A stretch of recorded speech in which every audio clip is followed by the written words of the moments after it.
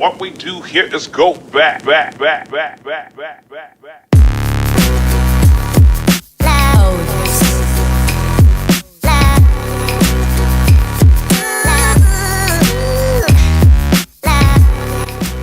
Hey, what's up everybody? This is Stirling and David coming at you with the first of hopefully many podcasts here on the Quiply channel.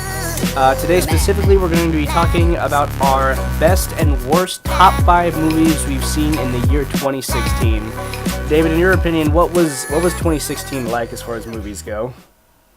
So, my whole thing is that 2015 specifically was a very good year for movies.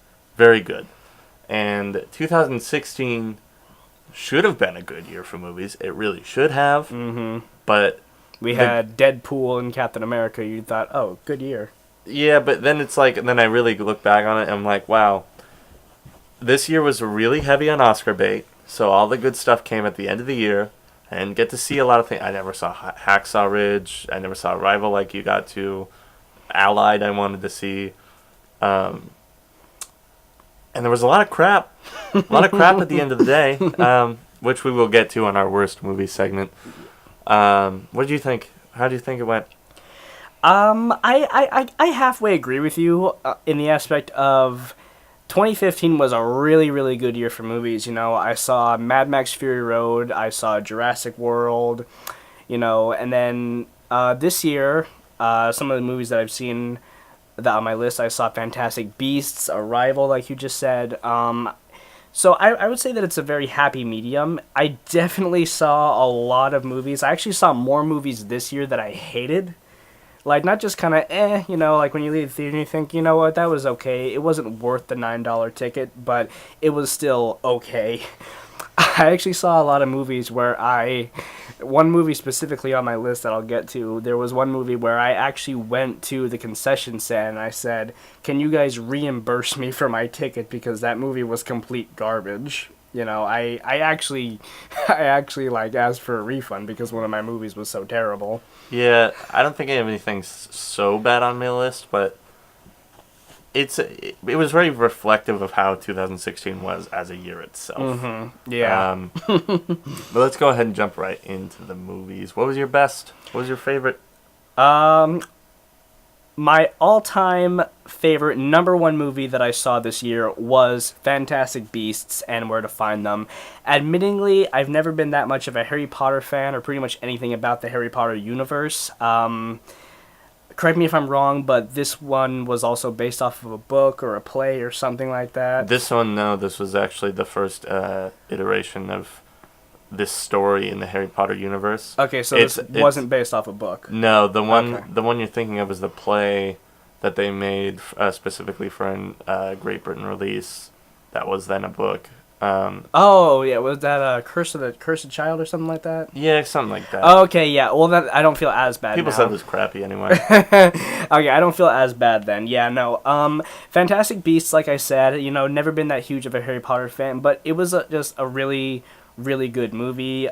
You know, I thought that Colin Farrell's character was really, really good. The effects were really, really nice because just in the aspect of you're watching this and you're very aware that it's part of the Harry Potter universe. Definitely. You know, it does serve as a prequel to the first movie, but it was really, really good in the aspect of you almost get taken away. You know, you almost get taken away by it because while you're aware it's part of the universe, you also don't really like acknowledge it a whole lot because they don't really draw too much to Hogwarts or Dumbledore or anything like that. It's mentioned, yeah, but it's not like phoned in like you would expect it would be. You know, it was just all around likable movie, I thought, and the flow of it, like that's usually my big thing with movies. Like I can't stand movies that just jump from, you know, plot point to plot point like some movies that I saw this year were, but as far as, like, you know, did it flow very nicely? Yeah, I would agree. I would say that it flowed together really, really nicely. Yeah, I agree wholeheartedly, and I enjoyed that movie. It was a movie where you went in just trying to enjoy it, and it really accomplished that to the best of its ability. Yeah. That's all I really have to say about that one. What about you, David? What was your number one of this year that you saw? Well, that's the funny thing. I don't think I ever had a favorite of the year. I did definitely had a favorite last year. Interstellar was that favorite. Oh, yeah. Forgotten favorite, but this is one of my favorite movies of all time now. Mm-hmm. But this year, top of my list was a late comer, Rogue One, probably. I would say is my most. It was the one that got the most reaction out of me.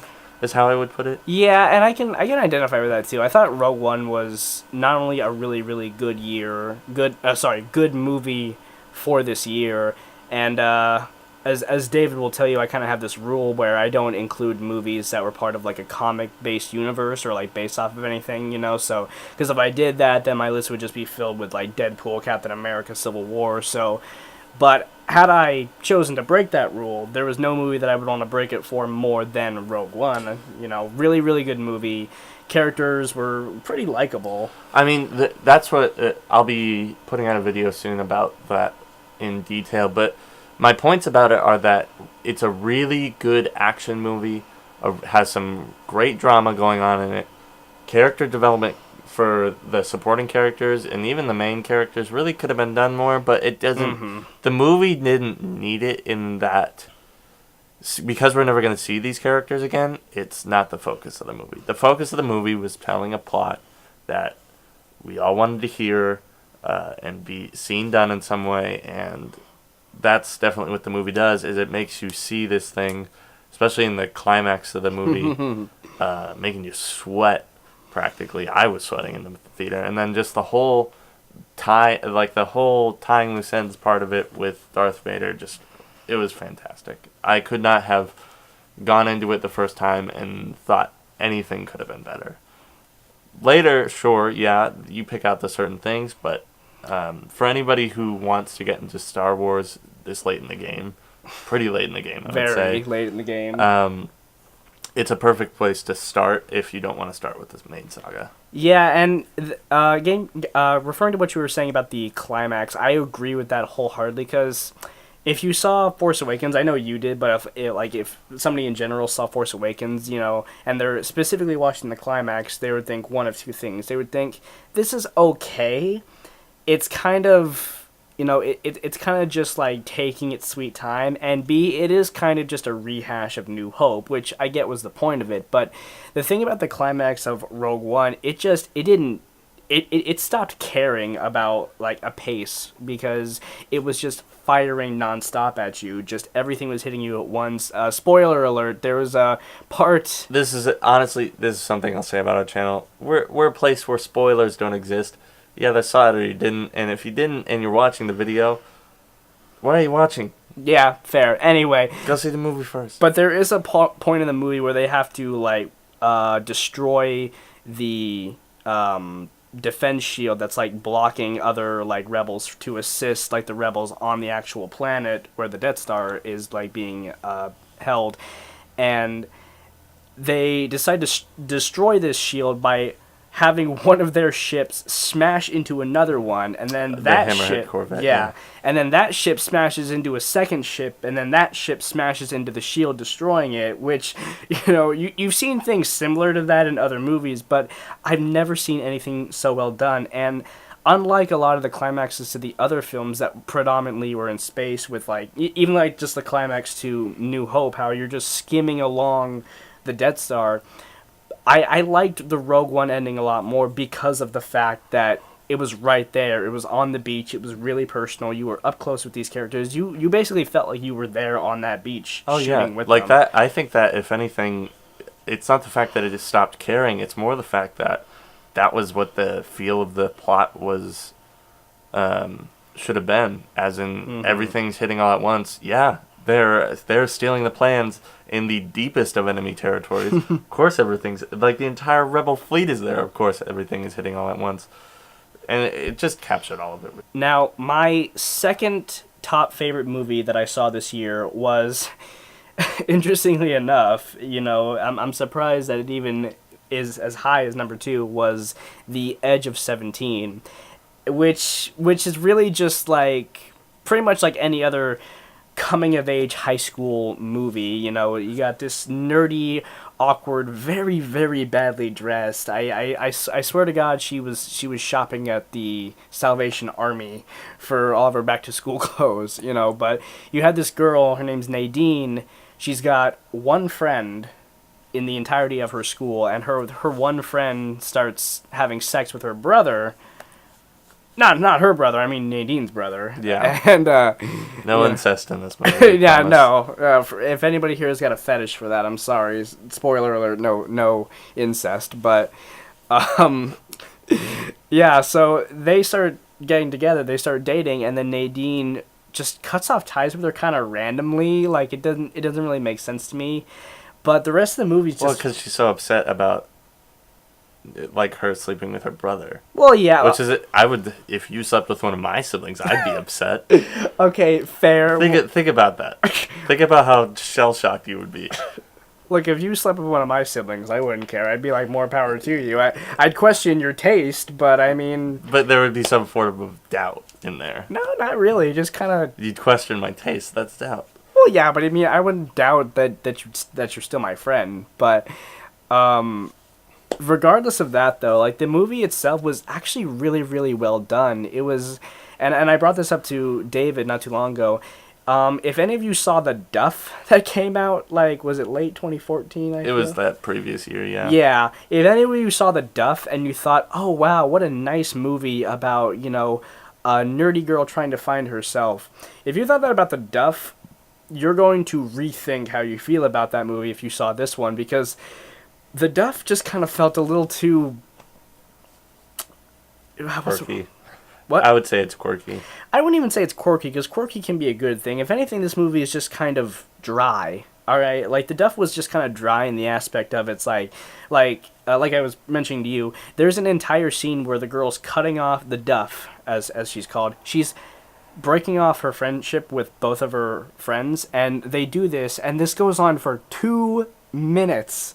All right, I timed it. This goes on for 2 minutes. It's 2 minutes of them just unfriending each other and unfollowing each other on, like, multiple forms of social media. And I thought to myself, they're trying to cash in on this kind of, like, you know, pseudo millennial, like, be super relatable kind of thing, where it's like, you know, the second you're not friends with somebody, you take them off your Facebook or something like that. But it just wasn't well done. But that was what The Edge of 17 did differently, because The Edge of 17 displayed actual problems, you know. Yeah, The Duff, I agree with you wholeheartedly. The Duff was a similar movie, but everything was on steroids, like you said. no high school, because we're not that far away from high school. No, we remember what it was like. We'll have been out of high school for about 3 years this upcoming June. And, like, we know nobody in high school is a supermodel. We know nobody in high school is outcast just because they might be what I would call, like, just above par looking. She wasn't a bad-looking girl. No, she wasn't. It's like, she dressed horrible. If anything, it's like it takes a lot of these conflicts from high school, which in reality would be a lot worse and have a lot worse outcomes, and just kind of gives them, like, this bubblegum pop, super shit polished kind of. It's awkward in a way. Yeah. At the time, it was like, all right, I saw it. Like you said, it wasn't worth the $9, but I'll take it. But then Edge of 17 was a much more realistic movie, which dealt with realistic things. It wasn't all about high school. It was also about, like, it was kind of about development. Yeah, and that was another thing. I'm so glad you pointed that out. Like, that was another thing that I thought really separated Edge of 17 from Duff, because pretty much the problem with The Duff was just, I'm awkward and everybody thinks I'm ugly and I want to be more popular in school. But, you know, Nadine, the character from Edge of 17, she didn't care about being popular. She just wanted somebody to notice her. Like, not even, like, I know that kind of sounds like one and the same thing, but I mean, she didn't want the entire school to look at her and put a crown on her head. She just wanted somebody to both appreciate her and love her for who she was. And that in itself, you're probably thinking, oh, that's just another cookie cutter, like, you know, a romance teen drama movie. And It kind of is, but I would say it isn't, just because that the whole thing of Edge of 17 is that the plot is very complicated, not in a bad way, but in that that complicated plot displays perfectly what it's like to be a teenager. Yeah. Every problem is complicated, whether you like it or not. and neither David nor myself know what it's like to be a teenage girl, so we can't really relate a whole lot. But At the same time, it's like I think the problems could be for a boy just as well as a girl. Because none of the problems are like, oh, I'm on my period, I'm having a problem. No, or there's pretty something much very nothing about strictly that. girl-related. All of it is like self-esteem issues and depression issues that could happen to either a guy or a girl. And the other thing one last point I'll make about Edge of 17 is I like the way that it took teenagers and then made them more sophisticated and mature. Because oftentimes they're portrayed, like in the Duff, as like these kind of ditzy and naive or not naive and completely rebellious in some ways. The kids in that movie, like one of them was like into animation, one of them was trying to be sophisticated and mature so that she could get on with her life. One of them was trying to be mature in that she was just trying to have like a joyous time. And then like the brother was just trying to be mature and strong-headed for his family. It's like all of it made sense. I felt so bad for the brother because like the thing that also separated the Duff from Edge of 17 was the fact that I'm always calling her the Duff because I don't remember her name, but I don't really care. Yeah, that's how forgettable the movie was. Yeah, that's how forgettable the movie was. But the thing that was really cool was like the mom in Edge of 17. She was just so kind of awful because like, you know, they go into this backstory of how like Nadine was really, really close with her dad, and her dad had a heart attack while they were driving home with food, and you know, so which I'll admit that kind of was just sort of brushed over, you know. I feel like they could have like dove into that a little bit more, but even then, like it set up the rest of the movie, and it set up the mother's kind of, you know, she like there was one scene when Nadine went to work with her, and she says something like, "Oh, I miss my husband." And Nadine says, like, right before she steals her car, too, she says, you know, you can get a new husband, I can't get a new dad. And, you know, like, lines like that just, like, jolted you back in your seat because it was just such a true fact. And what I was originally going on was just the fact that the mother is, in her own right, kind of scummy because after Nadine steals her car, which of course is a bad thing, you have to yeah, get, I mean, a taxi that was home. about the only part of the movie that definitely didn't seem like it. Yeah, after like you know, the brother comes home to the mom literally packing up all of Nadine's clothes to give to Goodwill. The brother stops her, of course, you know, and like there's one part towards the end where Nadine talks to her brother, and that was like the tipping point of the movie because she just breaks down how she doesn't like herself. She doesn't know why she doesn't like herself. And the brother's sitting there, and he's explaining to her, it's like, you know, I can't go to a college too far away from home because I gotta drive back here when mom doesn't know how to be a mom. So, you know, it displayed actual problems that can happen in a regular household, and I'm sure there are households that are like that. And something else, too, I'm sorry, I think because we haven't talked about it at all, Woody Harrelson, I don't know why I said Willie Nelson, but Woody Harrelson just brought this movie together so perfectly. Fantastic supporting character. Like, honestly, like, I honestly hope he wins something for that role. I'm sure he won't. I know. It's definitely not a role that is worth an award. However, it's worth recommendation and commendation because of the fact that it's so subtly good. The scene where he's reading over the text message she sends to the boy, like that. Yeah. Just this big long. She sends this big long sexting message to the guy she likes, talking about how she wants him to put his mouth on her boobs, and then all Woody Harrelson says when he reads this is, "You need to watch out for run-on sentences," which I thought was just it kind of goes over how like kids always kind of attach themselves to teachers, but well, in all reality, teachers are just adults too, and they really don't give a shit. No. Anyway, what was your next best movie? Next one on the list, Jungle Book. Okay. Yeah, you probably have your own reservations. But we argued about this earlier with remakes, but I think this was a remake Disney's doing this whole live action binge where they're going through all their old animated movies and making them new in live action. Cinderella, Sleeping All Beauty. the princess movies, which are ones I don't think need it because Beauty and the they're Beast, just I'm the pretty same excited thing about. with people in it. Mm-hmm. This one, however, I thought was good because The Jungle Book is kind of this timeless story that, well, all the princess movies, they go over these like very traditional love stories that really don't hold any weight anymore. Yeah. But Jungle Book's a timeless story because it goes over this struggle between nature and man.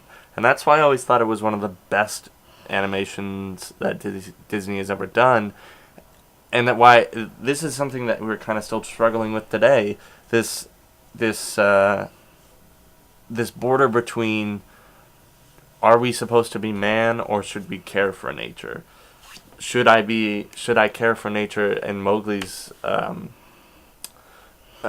standpoint that, you know, he should side with the animals, or should he go back to being a man? And of course the live action ends up taking a different ending to it all. Mm-hmm. Yeah, it doesn't end the same way. Animation, way different ending from the original book because there's a lot more bloodshed in the book. But even so, it's just like, I love everything that they did differently. I loved all of the Bill Murray was great. All of the Ben other Kingsley as Bagheera was really, really Exactly. good. I don't think they could have got a better Plus, person. all the animations in this live act. Because the thing about making an animated movie a live action movie is that you then have to portray characters in a non-cartoonish way that will attract a more mature audience, which they do wonderfully. I think so too. Like I brought this up to I forget who it was, but I talked about how I really hated the fact that it was CGI animals over CGI backgrounds. I feel like it would have not really held up a bit better, but I feel like it would have looked more realistic if they had, like, not all, of course, because there's only so much you can do, but some of the shots be like shot in actual like urban jungle environments.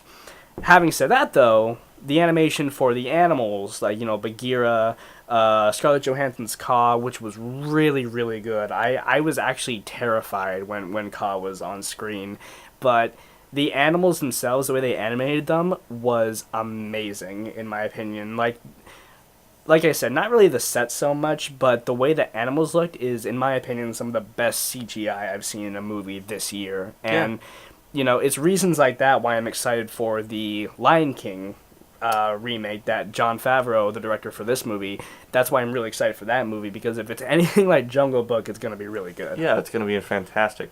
You know, it'll be interesting to see another Disney classic animation, well, what we consider classic now, that has a more mature storyline, other than these princess stories, which we could have a whole discussion about, but I won't get into. I'll just say this, Beauty and the Beast looks good, that's all I'm going to say about Yeah, that. Beauty and the Beast looks good because it's kind of a different story from the rest of them, but that's a whole nother. And one final note, because like you said, I have different reservations. One last thing before we move on. I rewatched, like, when I first watched the movie, I thought it was really good. I still think it's really good, but I rewatched it again, and I can just say that I never really noticed how much of a kind of a little brat Mowgli was in this one. So because of that, I was rooting for Shere Khan, like, the second time watching it. And I can see that. Yeah. But anyway, what was your next one for the list? my third favorite movie that I saw this year was Arrival, and I'm so sad you didn't see it because it was... Yeah, there's a lot of them I haven't seen It was yet. such a well put together movie. It's slow, but it's slow in the aspect of it keeps things going. For those of you who don't know, basically what happens is Amy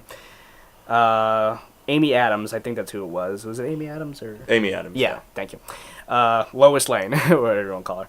But Amy Adams, she plays like this a professor at a college, and she can, like, she's very gifted at like deducting other foreign languages and symbols. She's a linguist. Yeah, she's a linguist, and I just couldn't think of the word. Yeah. And, 6 different gigantic egg-shaped alien pods just start hovering over different parts of the world. You know, there's one in Russia, there's one in China, pretty much all the major, like, centers of the world.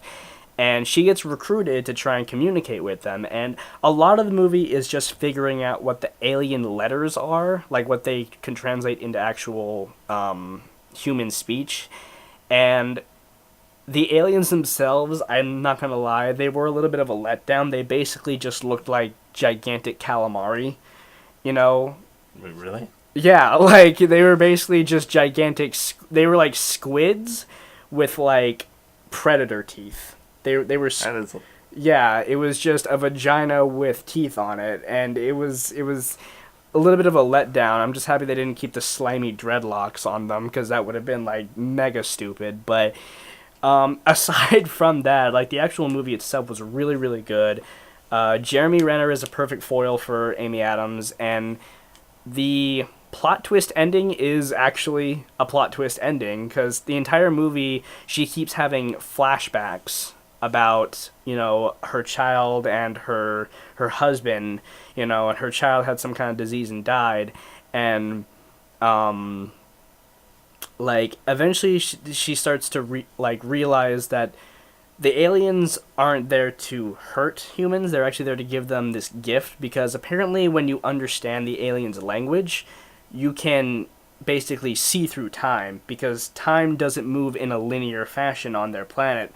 Time moves wherever you want it to, you know. So the climax itself, like, not so much the falling action of it, but the climax of it really had me gritting my teeth, because apparently, like, while it's happening, Amy Adams is seeing, like, visions from, like, a couple months later where she's talking to the, like, Army General of China or something, and he says, I'm so happy you told me my wife's birthday or something like that. It was something to do with his wife, but I'm so happy you told me my wife's birthday to stop me from launching that nuke. Because apparently if he had have launched that nuke, it would have caused literal intergalactic war. So, and then like, this jump in time, he's telling her at this, like, because, like, he's talking to her at, like, some kind of, like, a fancy banquet or something, like, a year later, and he starts telling her, I'm so happy you told me my wife's birthday, and her birthday is da-da-da-da-da, and then present-day Amy, she's, like, on the phone with the Army General saying, your wife's birthday is da-da-da-da-da, so it was that, like I said, it had me gritting my teeth, because, you know, with time movies have to do with, like, time travel and stuff. You don't know what's really going on because they're so confusing nowadays. And what was really twisty was, like, so much of the movie, Jeremy Renner and Amy Adams they're both talking about how, you know, oh, I had a husband, but he divorced me for this reason. My kid died. What about you? And Jeremy says, oh, you know, I'd like to have a wife and a kid someday. Turns out he is, like, her husband, and, like their daughter, I don't even know how to explain it, because, like I said, it was a little bit confusing, but apparently after she learned the language, she could, like, jump through time and then jump backwards, I guess, or something. That is a little weird. I'm probably not explaining it well. I only saw it the one time, so you'd have to go and see it for yourself, but honestly, I would say see it, because it is a movie worth seeing. Yeah, I mean, I didn't know too much about the movie, and I still want to see it just because I've heard that it is on par with such, like, space, sci-fi, cerebral movies like Interstellar. Oh yeah, I would say it's on par with Interstellar. I mean, hearing this explanation, I'm like, that kind of sounds crappy, but I'll probably still end up seeing it. I'm just bad at explaining this kind of stuff. Yeah. What about you, David? What was number 3 on your list? So, number 3 on my list. 1, not a lot of people probably saw. 2, a very innovative movie outside of the fact that I thought... I mean, I'll get into all that later, but it's Hardcore Henry. Now, this movie was like an independent film based off of some YouTube videos that came out over like the preceding 3 or 4 years. They're like first-person action videos where the guy's wearing a GoPro and going through these incredible, intricate action sequences. But now they've made a full-length movie out of it just because the videos got so popular. And while this movie lacks in certain things, like plot, I mean, the plot all makes sense. It's just like very generic action movie plot. The other thing that this movie does well is it realizes what it is. It knows it's cheesy. It knows that it's not the best thing to come out of all this innovation. So in other words, it kind of acknowledges that it's not going to be like that invigorating. And it helps it out in that way. Because then you can focus on the first person being the main point of the movie. It adds certain things in. Like there's this character that continues to... It's the same guy, same character, and he knows it's him. Because he has all these iterations of himself. Mm-hmm. That dies like 5 different times throughout the movie and always comes back as that guy, but a different character. Like there's one that's just like a regular action movie guy. There's one that's like a World War I veteran. But like from that time, there's a bunch of these like different guys. And like certain additions like that make the movie all the more enjoyable. Because of course it's not going to be like an action movie that makes you go, wow, that was gritty. That was... Of course it isn't, because it's set slightly in the future. You know, there's like a villain that's just like one of those German, kind of like a very bleached up version of the villain from Die Hard. Oh my god! With like longer hair, and like just everything about the movie was enjoyable. And I thought that added on to the fact that it was a very innovative movie, and that I think this is the first full length first person movie ever to be done.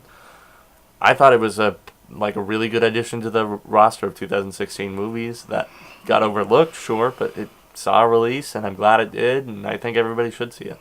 Yeah, I can safely say like I'm with this movie that you were with Arrival. Actually, maybe even less than that, because I haven't even heard of this until after what you just told me about it. But honestly, after what you just said, it does seem like a movie that I would enjoy, because like I feel like the idea of independent films kind of goes underappreciated, because there have been a lot of artists, like directors, I mean, that have started out that way, and then they grew to create these big monumental franchises. Granted, some of them weren't very good. I give you Robert Rodriguez, who you know, had like a limited budget and would like do a lot of like the directing and editing himself, and now he made the Spy Kids movies, which, let's be honest, were never that good. But no, they were not. No, not at all. But I feel like that's actually a movie that I would really enjoy, because it does sound like it's like really diving into one person's psyche in the aspect of he's got all these different versions of himself. So thank you for that. That's actually something that I'm going to check out. Yeah, I definitely recommend it. So what's your next one? Number 4 was, let me see here. The only, like, actual comedy. Edge of 17 was, like, a comedy drama, but this is, like, the only actual, like, strictly comedy movie. It was actually Bad Moms. I went into this movie with very little expectations, because it was honestly just, like, I went with one of my friends. We wanted to go see a movie. We didn't know what to see. Nothing else looked good. And we saw, oh yeah, that's a Mila Kunis movie, and you know, it has the ditzy blonde daughter from Married with Children in it, so we thought, why not? And it actually turned out to be one of the funniest movies that I've seen this year. And like, what was I gonna say? Basically, you have Mila Kunis, who's just struggling to be the perfect mom. You know, she works full time. She has to run her children to, you know, soccer practice, school, piano lessons, etc., etc. She has to cook all the meals in the house.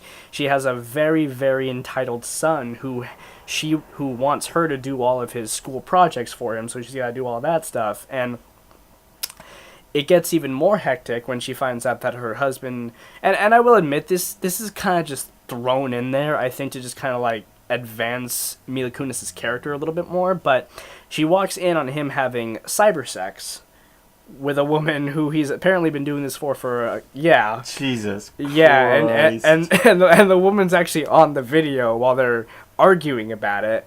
And apparently, I don't know if it was like 1 year or 3 years. It was one of those two. But he's been doing it for some time now. So this just means, now she has to be a perfect mom and a single mom. And she meets two other moms. One of them is like she's already like ahead of the game as far as being a bad mom. And you got, I forget who played her, but the other one was Kirsten Bell, who you probably know from movies like Forgetting Sarah Marshall. Yeah. And she plays an equally overworked mom, but she's got infants. And she's got a husband who doesn't want to pull his fair share. So pretty much she has to be a stay-at-home mom, and she doesn't really get out of the house a whole lot because, they don't want to put up the money for a nanny. And eventually they all decide, you know what? Fuck it. Let's just be bad moms. So to celebrate, and this is honestly one of the scenes that really, really drive it home, to celebrate their newly found bad mom attitude, they go to a grocery store. And they're just doing whatever the hell they feel like. I remember there's one scene where they're and mind you, this whole scene is in slow motion. All right, it's slowed down.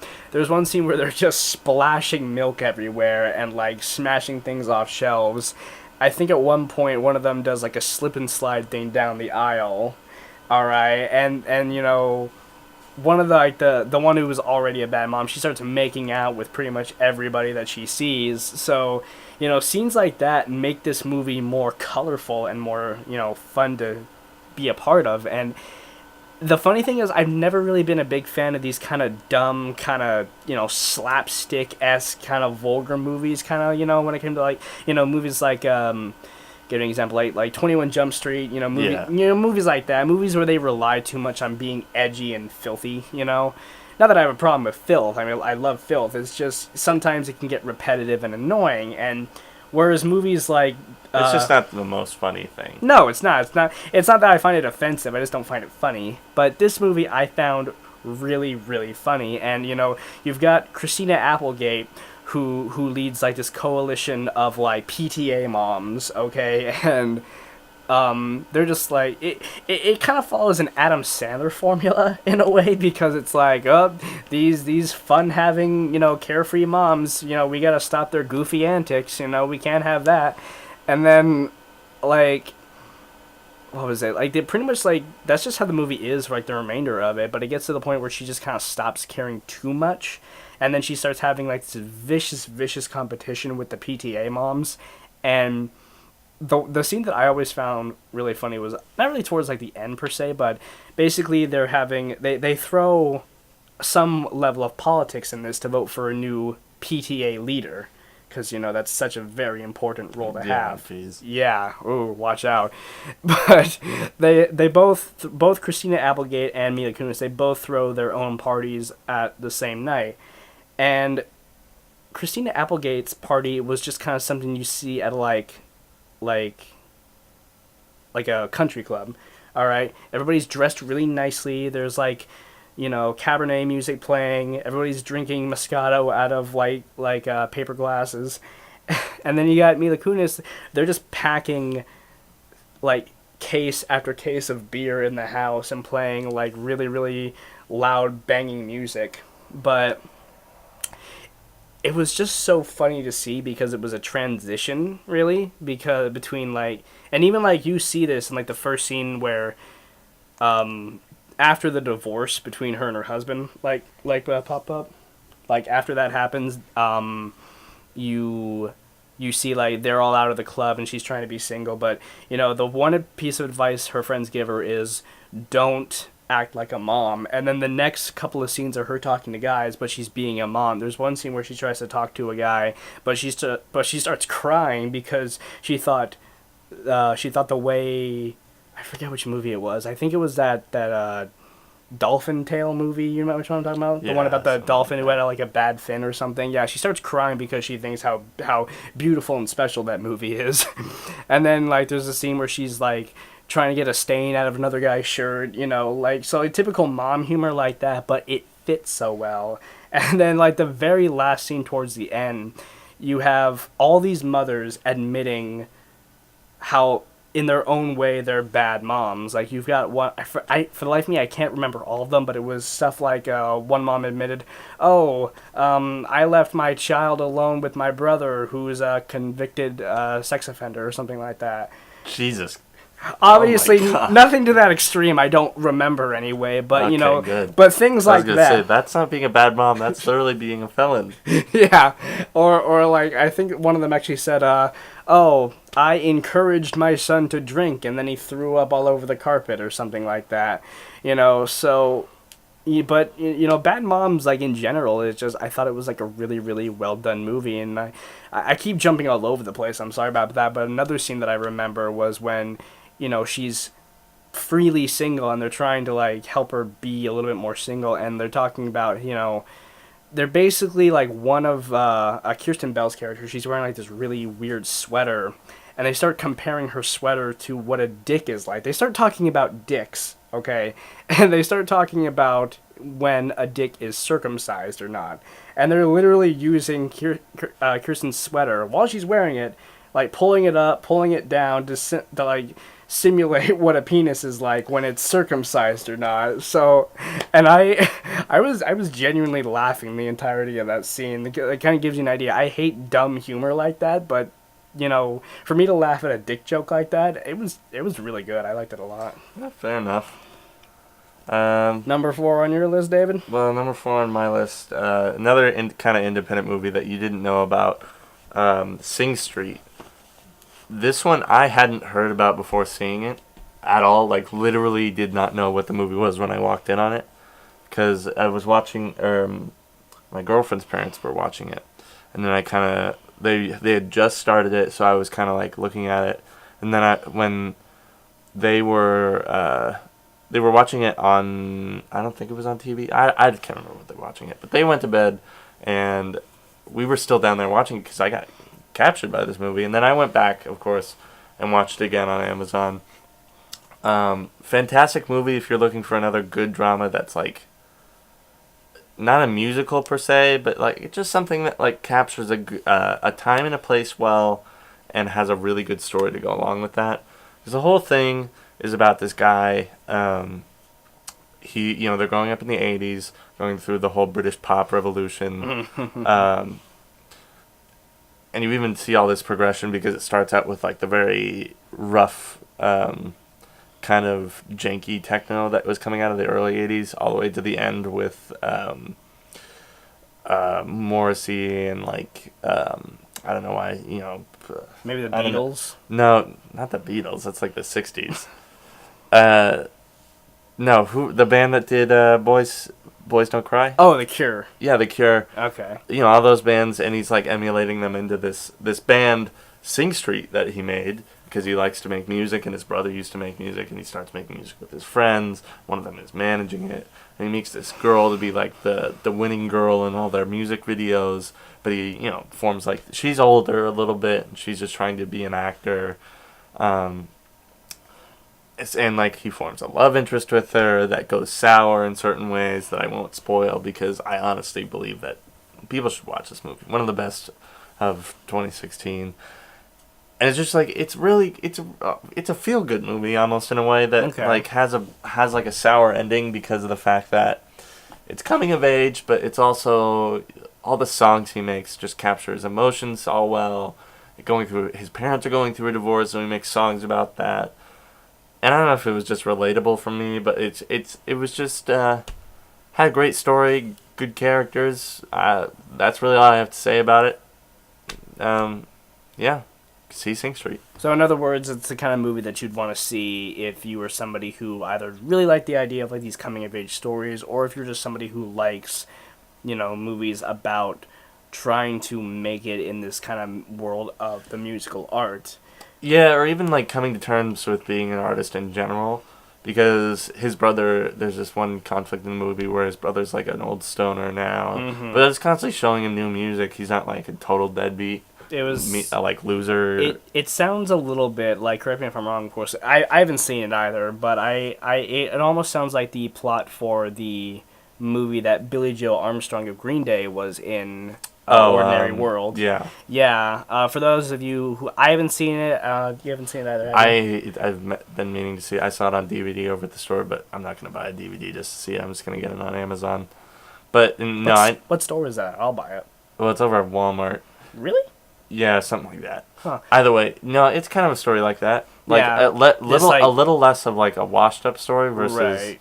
the opposite end of that. Because his brother's just like living at the house with him still. He's like 21 or so. Mm-hmm. But a whole conflict comes up where he's like, I used to have a chance to be a music star because I had a beautiful voice and I always like played music at parties and all this stuff.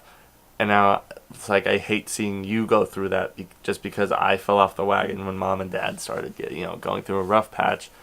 And it deals with a lot of realistic things like Edge of 17 does. So really, if you like Edge of 17, see this movie. And then other than that, if you just like a good movie, like a solid 8.5 or whatever you would want to call it, yeah, recommend it wholeheartedly. All right. So your final Mm-hmm. good movie of 2016. The reason it's like at the bottom of the totem pole is because I do enjoy this movie, but I can also understand why a lot of other people didn't. The last movie on my list is Snowden, which, if you're unfamiliar with what it is, if you refer back to, I believe it was 3 years ago at this point, pretty much almost 4, with Something like that. yeah. Edward Snowden was 29, and he was working for the NSA, and he started to like learn about how the NSA has ways to like keep tabs on you. They can see through your cell phone like camera screens, through your webcams. So he took all these files, he took all these programs, he took pretty much everything that the NSA was hiding, and he leaked it. He put it online so everybody can say, you know what, you guys need to understand, like, everything you're doing is being monitored by the government. Specifically, the term is whistleblowing, which we're not going to get into the whole political discussion. No, we won't. No, but the story goes that it is legal to be a whistleblower if the government's doing something wrong or unlawful. However, it was framed as treason, and yeah, that's why he was like labeled a traitor. That's the whole news narrative that was going around. Yeah, and it was actually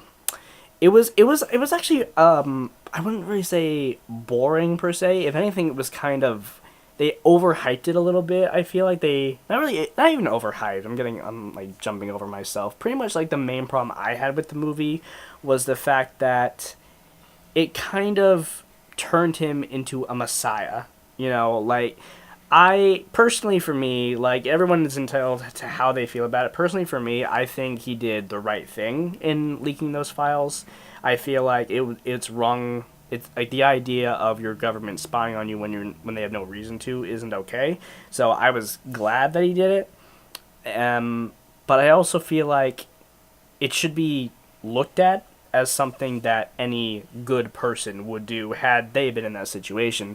They do dive into his backstory a little bit. Like they brought up things about him that I didn't even know about him upon seeing it. Things like he was like originally very conservative person, like politically. When he entered the NSA, he was actually in the military, but his bones got so weak that he I don't know if it's true to the movie or not. I don't know if this is actually how it went down, but in the movie you see him, like, they're getting up for sunrise, and he jumps out of his top bunk and he collapses. So, like, it just like that, saying, oh, if you keep landing on your bones like that, they'll turn to dust. You won't be able to walk anymore. So you have to quit the military. So that's when he starts to work for the NSA, and he's got a very liberal girlfriend who he lives with, and like a lot of the movie actually focused a little bit too much on them too. Like it was good because Shailene Woodley, who you know from either the Divergent series or Fault in Our Stars, or if you were a teenage girl in the mid to late 2000s, you knew her from The Secret Life of the American Teenager. She played Snowden's girlfriend, Lindsay, and she was actually really, really good for that role. I felt like she was ideal for that role because, Shailene Woodley, she's already been known. Like, we already know her to be this, like, die-hard, left-wing, goddess of peace. So to see her play one was actually really, really entertaining to see. And then you've got, I forget his name, the guy who played Snowden. Oh, JGL, Joseph Gordon-Levitt. There you go, Joseph Gordon-Levitt. Yeah, he was ideal for the role of Snowden because of the fact that Edward Snowden in general kind of gave off this kind of reserved, kind of nerdy appeal, and you would think with somebody like Snowden, or with Gordon-Levitt, you think, oh, he couldn't possibly do that, but he actually does it really, really well. And you know, the movie does, like I said, it does pace pretty well. It talks about like, and the really, really cool thing that I liked about this movie, it was kind of a movie in between, within a movie, because I forget the name of it for the life of me. I'm forgetting so much in this podcast, but there was a documentary about Edward Snowden that came out, I think it was 2 years ago. Yeah. Do you remember the name of it? Not too long after the incident, yeah. It was a whole documentary about it where they actually talked to him. Yeah, they talked to the real Edward Snowden. I don't know the name of it either. Darn it. Could you like look it up real quick? Because like, it's going to drive me nuts. But yeah, and the cool thing is like, that's like the main plot of the movie. That pretty much what happens is he meets these filmmakers for the documentary. So not only do they go over Edward's life, but they go over his life when the documentary is being made, you know, and the people who are helping him with the documentary assist him in like leaking the secrets. They like go Citizen 4? Citizen 4, that was it. Yeah, Citizen 4. So like the people who filmed Citizen 4 were like portrayed in this movie as well, like filming Edward as he's like telling them all these secrets about the NSA. So it was a movie within a movie, and like, you know, you're watching it and you see him talking to the people for the documentary and saying, oh, well, what were you doing in this time? Oh, I was living in Japan with Lindsay, and then we moved to Hawaii. And then they touched on when he what was it, he developed seizures. He started having seizures. So they touched on that a little bit more. And like I said, it was a really good movie, but they did praise him a little bit too much, and I'll never ever forget like the very last scene of like pretty much all of like the you know, talking about the past portion. He was walking out of his NSA building, and it was funny because earlier in the movie, because like the main thing happens when he's in Hawaii, and in the movie, he learns that both he and another one of his colleagues, they know sign language, you know. And there's like a part towards the end where he drops the SD card with all the information on it. He drops it on the floor, and his friend who knows sign language, he like casually like puts his foot over it to hide it, you know, while his superior shows up, because it's like, you know, oh, well, there's an SD card on the floor, like, you know, we gotta make sure everything's super tight and secure here. So he's hiding it from him, and then they have a conversation in sign language about how, like, I know what you're gonna do, I'm not gonna stop you, I just think it's stupid that you're gonna leave me here with Captain America. He literally says that. He literally says, you're leaving me with Captain America, making fun of their boss. And you know, he hides it in a Rubik's Cube. Like, there was a fake slot in a Rubik's Cube, and that was the thing, like, both, even just like in the beginning of the movie, you see Snowden, he's just like fiddling around with a Rubik's Cube. So he hides it in a fake one, and, you know, I will say it was clever the way he actually got it through the metal detectors, because, like, you know, they can sense whatever. So he gives the Rubik's Cube to one of the security guards and says, oh, like, try and solve it, you know, da-da-da. So he gives it to the guard while he walks through the machine. Guard can't solve it. He gives it right back to him. So he got it through the detectors without actually being detected, which, like I said, that was pretty clever. But then they ruined it, and this is what I was originally going to get to before I side jumped, but they ruined it by him walking off into the sun, and you just see the silhouette of his back, and it's getting dimmer and dimmer and dimmer. It is kind of cheesy. Yeah, and it's like, you know, it did get good, though, towards the end, too, because they did two things. One, they involved actual news clips from when this whole thing happened. Like, you see in the movie, you see a news clip from when President Obama said, you know, I'm not going to scramble the jets for a 29-year-old hacker. You know, like, you actually see, like, real, not like an actor, it's really him. Yeah. And then what was really cool, they got they had to fly all the way to, like, I think he's still in Germany. I think that's where we left off, but, like, wherever the real Snowden is right now, they must have flown out there or something, because you actually get an interview, not an interview per se, but you get to see the real him. Like, at one point, they transition Joseph Gordon-Levitt's Snowden for the real Snowden. He's talking to, like, this, like, video chat interview that he's having. You know, there's this interview going on. He's just like a face on a screen on a little stick, like that episode of Big Bang Theory. And so like they talked with the real Snowden in the movie, which I thought was really, really cool to see. So again, I can't really say it was a bad movie, but it was just, they praised him a little bit too much. They talked way too much about his love life with Lindsay. Like, I actually got to the point where I stopped caring. I did. Like, I stopped caring about their love story so much, because they jumped on and off. Like, I can sum up their relationship of the whole movie just in one thing. Oh, you're working too much. Well, I have to work if we want to continue to live. Ah, you're such an asshole. I'm leaving you. Repeats itself a second and third time. That's just how it is, like several times. And when he finally tells her, look, I think our whole house is being bugged. You need to go back to the States. You know, she's all like, fine, but this is the last time I'm doing it. Apparently not, because they're still together. They got together again. She's living with him in Germany, so it's just very funny to see these things that you don't care about in a movie about somebody you should care about. But yeah, it does seem kind of like it sidetracks it. But other than that, I thought Snowden was, like I said, a really, really good, likable movie. So I would recommend it to anybody who, you know, if you have like a very strong, like, political, like sense to you, be it left wing or right wing, I would say go see, because despite how much they put him on a pedestal, it's still a really good movie to see, and it's really, really fascinating to watch. Fair enough. So my final best of 2016. Because we're kind of running out of time here, we might have to put the worst in another episode. Yeah, I figure we'll just do that. But my final of 2016 was Deadpool. Kind of, because here's my thing. I didn't see a lot of this Oscar bait stuff, which I'm sure if I did, a lot of that would have taken over this list. But I don't think that's totally capturing 2016 as a whole, because Hacksaw Ridge would have been on my list. Moonlight would have been on my list. Arrival probably would have been on my list. Numerous movies.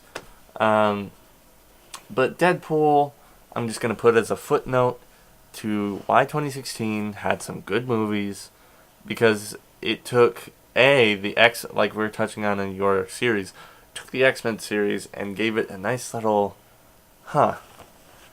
maybe this isn't so bad.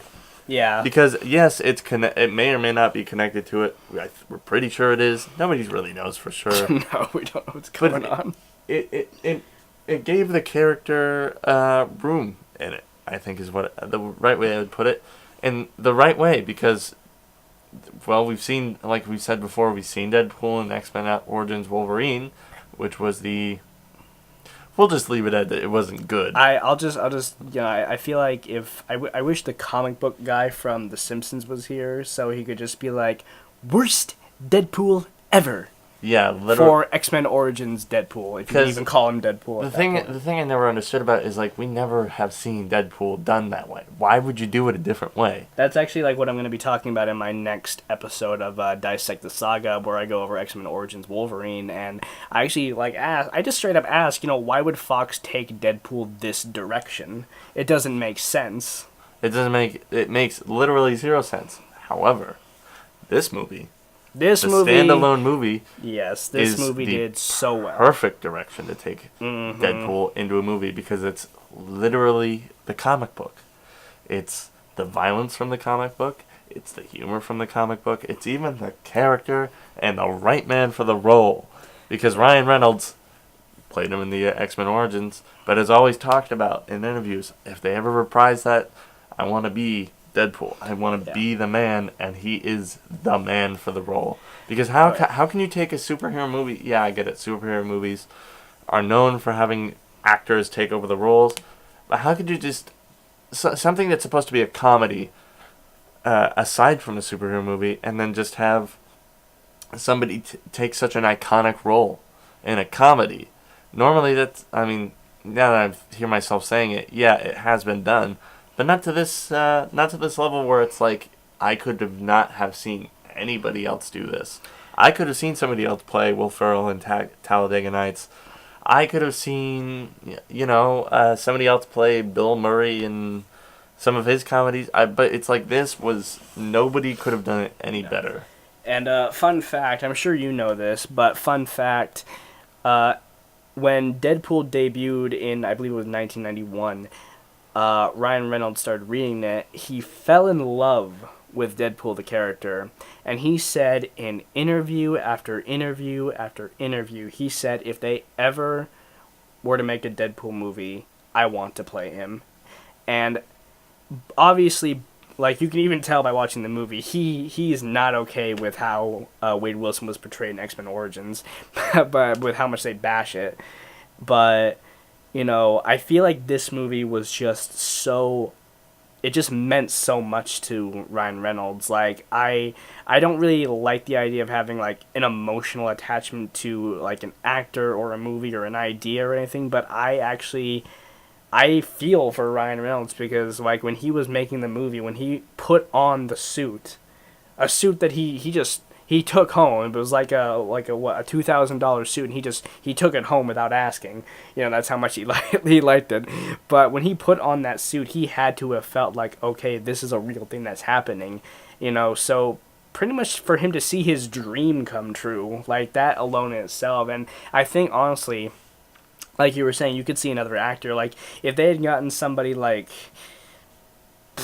I don't know. Like, I can't really think of an actor. But if they had gotten somebody else to play Deadpool... Because I'm sure Fox was kind of iffy about putting Ryan Reynolds back on the project because of X-Men Origins. But because of how passionate he was about the character, he even got into it with the director about, no, we can't do it like that. We got to do it this way.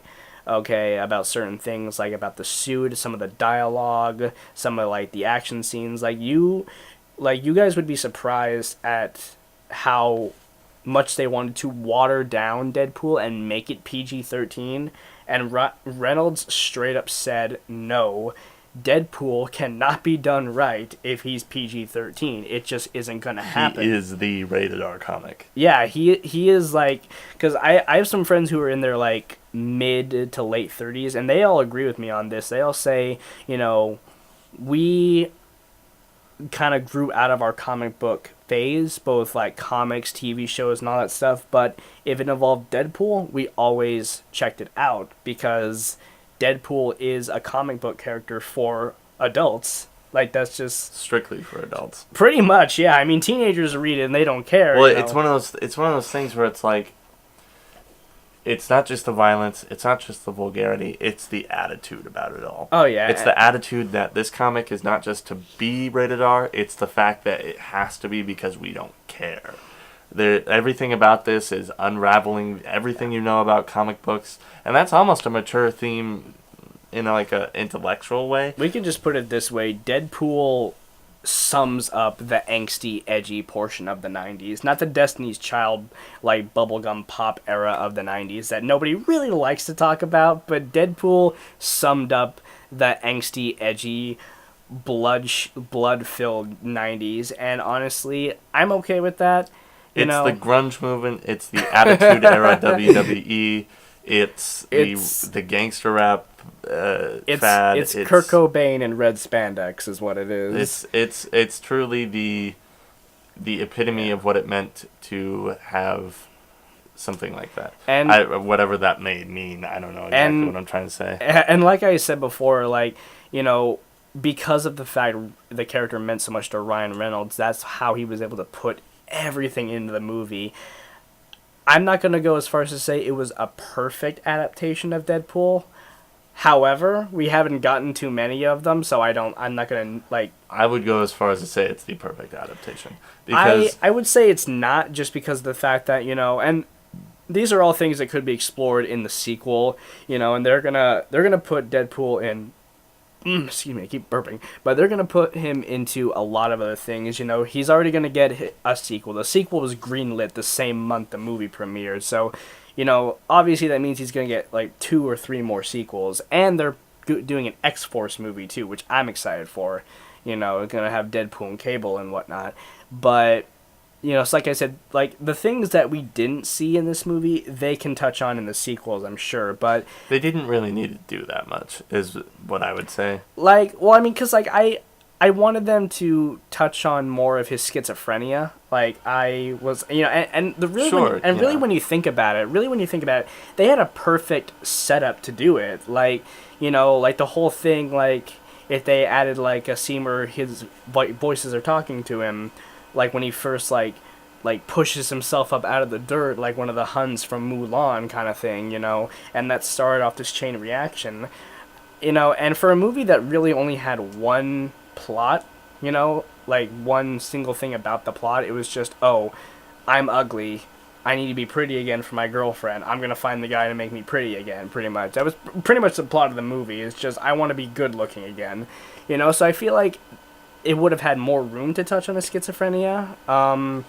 The reason I don't think that would be so is just because they were trying to make a rated R superhero comic book comedy, which is a loaded task in itself. And to add, the only way I could see, because the reason that the whole schizophrenia thing exists in the comics is because he's constantly breaking the fourth wall and talks through the fourth wall by talking to the comic boxes, which he did a couple of times in the movie too. So yeah, and it's like, I think just adapting it so that breaking the fourth wall in the movie just addresses the audience, which just makes him seem, umbrella term, crazy.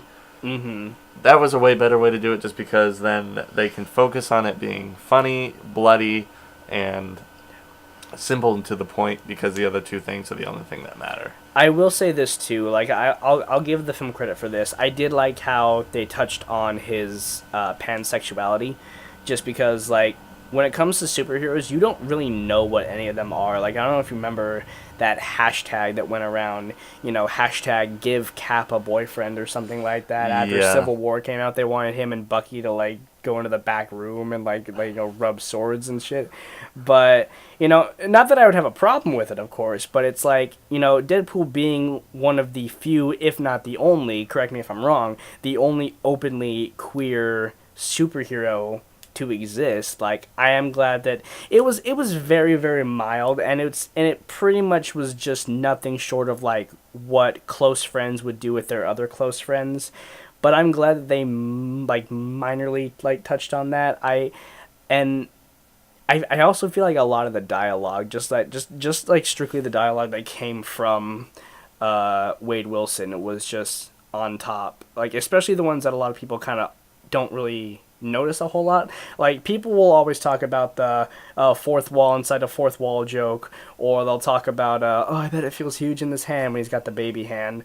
But one of my favorite jokes was right before, like, it was like kind of in like the beginning of the movie where he has Francis stabbed through the freeway, and he's about to hit him, and he's touching Colossus's testicles, and he's all, Dad?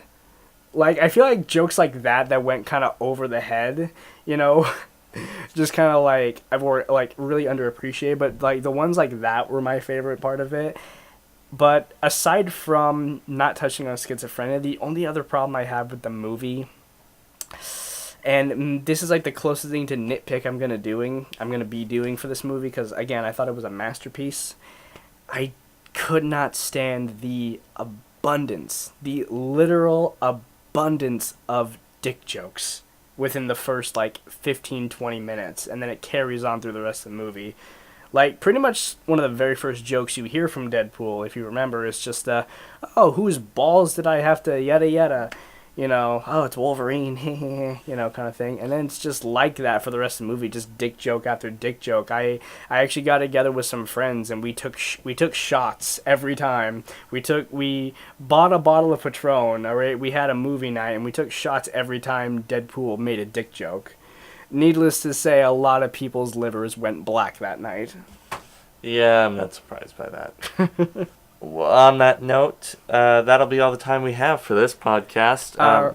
If you liked all this discussion that we had, go ahead and tell us down below what your favorite movies of 2016 were. I'd be interested to see, because honestly, aside from all this Oscar bait, like I said, I really don't see that there was much to be your all-time favorite or all that was overwhelming. Even everything on my list, I was like, they're good movies, not great. Yeah. And let me know what I didn't explain properly, because there are a lot of things about these movies. Pretty much all the movies I listed, I saw once through. So let me know what I messed up on, and also let us both know what your favorite movies of 2016 were. And next week we'll actually be discussing our top 5 worst movies, since we ran out of time today.